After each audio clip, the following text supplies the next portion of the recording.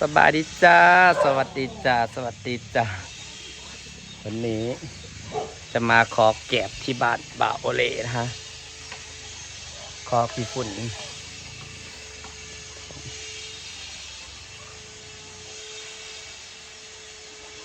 ขอพี่ฝุ่นก็ให้แหกไม่ขายบ่แหกก็ยังไม่แหกไม่ขายไม่เสียงนายังนาไฟใหม่พันเดเห็ดบ่ได้เห็ดพอได้อยู่เกี่ยวได้เห็ดมันจะมาขอขี้ฝุ่นงัวปลูกกับไซส์เดนนะนี่แหละคือมันนอนที่แก่กันพอดีบดของการทั้งแก่ทั้งถึงว่าเราขอขี้เกียจประกอบไอ้ยักโบสเขาก็ตั้งขี้เกียจแล้วขี้ฝุ่นทำมันก็จะกินอยู่ที่เพิ่นบดได้ค่อยปล่อยขี้แก่แล้วเดี๋ยวเราไปบดเห็ดบดเห็ดห้ำน้อยบดแล้วนี่เพิ่นได้ก็บดเห็ดห้ำไปเลย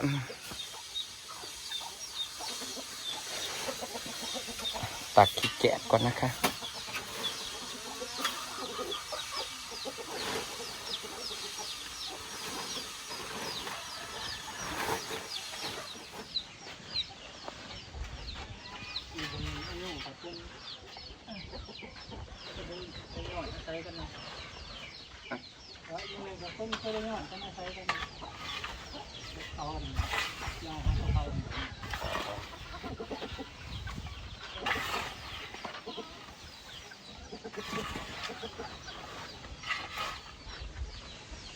ขอแกบไปใส่หน่อไม้เอาไปใส่ก้อนหน่อไม้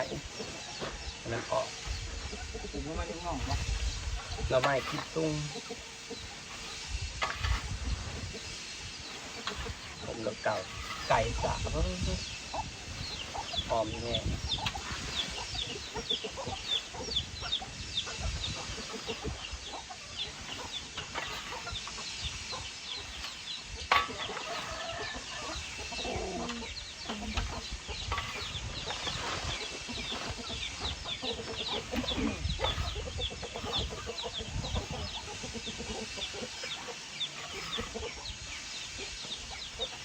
มันเป็นบริษัทบุญ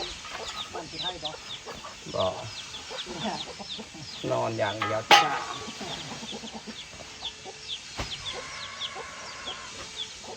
บทสบายเด็กเล็กโตไปที่วัดไปจะมือล้างกันไม่ใช่ปังการละนอนจะบดมือบดเวนนอนแต่นอนว่านอนแต่ได้กระบดอิ่มก็จัง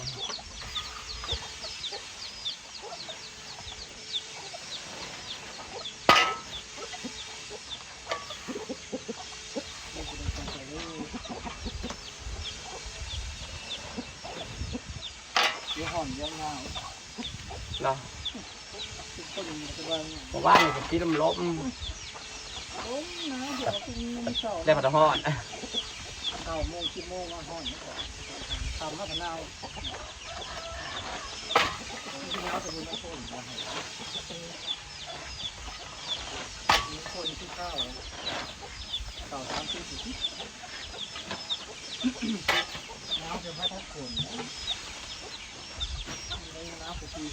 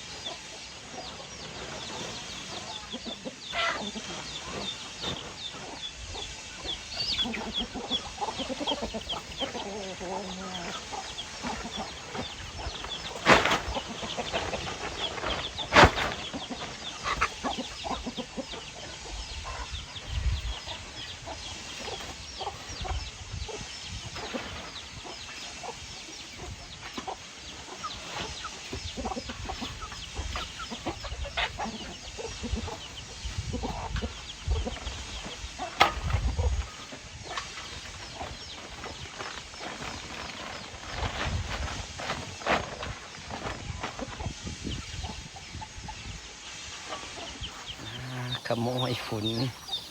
มาขอฝุ่นพี่น้องฝุ่นขี้แกบนี่แหละบอลคอฝุ่นนางยำเบิดก็มาขออยู่นี่จ้าขอเดซื้อน้ำแกบผสมขี้งัวอยู่เฮือนมีขี้หมูไปผสมกัน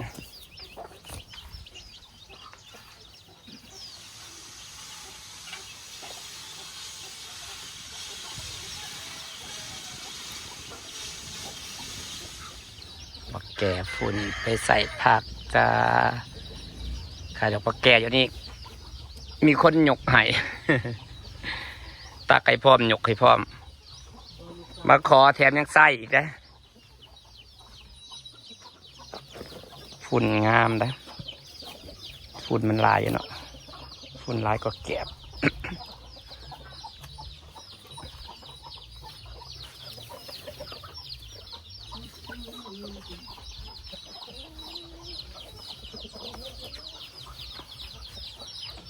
คนปั่นออกมาเพิ่นเอาโต่งไปปั่นเป็นห้ามจะมีห้ามขายป่ะจ๊ะ ทำครับก็ได้คอย ขายได้ได้เนี่ยนะ ขายเป็นโลละ8 บาท ฮะ ขายเป็นกิโล โลละ8 บาทอ๋อ ผมก็เขาทำคนทำ3-4จะทำ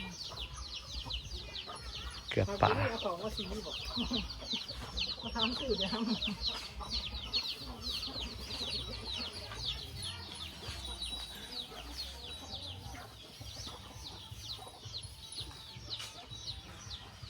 ที่ใหญ่ก็คล้ายโลละ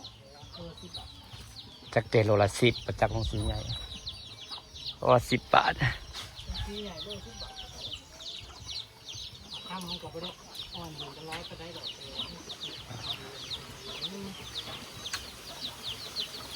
อ่อนร้อยมันก็ไม่อยากที่กัน ปีนี้บ่ได้เลี้ยงปลานิลดอกสิเลี้ยงปลาหมู ฮะเรื่องนะ สิเลี้ยงปลาหมูบ่เลี้ยงปลานิลปลาหมูมันกินอาหารบ่เปลืองมันกินอาหารแค่ยามแรงยามเดียวปลานิลมันกินอาหารเปลืองโพดทุนมันหลายราคาบัดถือปลาหมูเป็นโลละ200-300 บอกเขาดุอย่างนี้ค่ะ ทางแม่พันธุ์มันแพงแต่ปลาหมูโลละ500พุ่น ปลาดุก มันปลาบึกมันกินปลามันเป็นตะเลี่ยง แต่ปลาอย่างอื่นที่ไม่ได้นะกินเลย อันนี้ลองเลี้ยงปลาหมูเบิ่งถ้าเบิ่งมันจะออกแผ่พันธุ์หลายเพราะว่า3 เดือนมันออกแม่แผ่พันธุ์5 เดือนก็จับขายได้แล้วรอรุ่นลงไปแล้ว500 โตวมันเกลือยังก็ได้เกลือปวกก็ได้เลย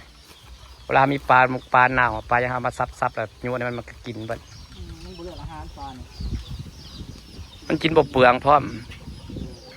มันกินแบบแค่คาบเดียวกินยำแมลงก็จะแจกกันแล้ว ปลาเหลี่ยงนี่ค่ะ ไม่ได้ปลาไม่ได้ตัวใหญ่นะปลาหมูปลานิลน่ะมันกินอาหารหลายเปลืองฝุ่นเพิ่นงามๆเลยพี่น้องฝุ่นกับที่แกะผสมกันจะสับไปใส่ก้อนน้ำใหม่แกะฝุ่นไปใส่ผักจ้า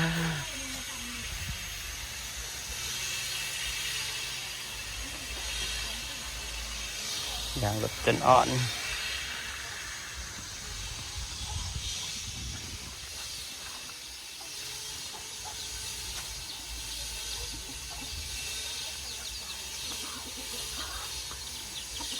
ผลเสร็จแล้วจ้าส่วนใหญ่เป็นมีแต่เอาเบือนปลาโอเล่นี่แหละฝุ่นก็ได้แต่จากสอบซาวกระสอบ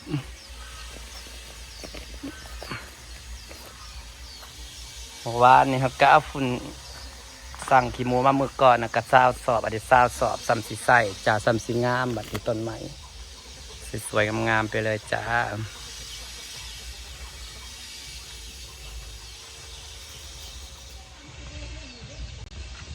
สิฝากบรรยากาศให้ซ้ำนี้เด้อจ้าพี่น้องจ้าขอบคุณทุกคนที่ยังติดตาม